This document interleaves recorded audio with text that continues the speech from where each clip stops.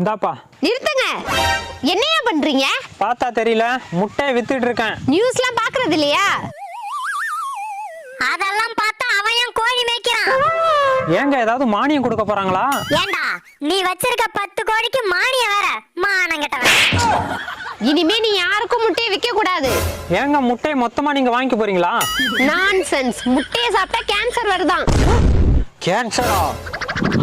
எவன்டா இந்த வேலையை பார்த்தது? தம்பி நில்லுப்பா, அவங்க சும்மா சொல்றாங்க. ஏங்க காலையில பொழப்ப கெடுக்குறீங்க?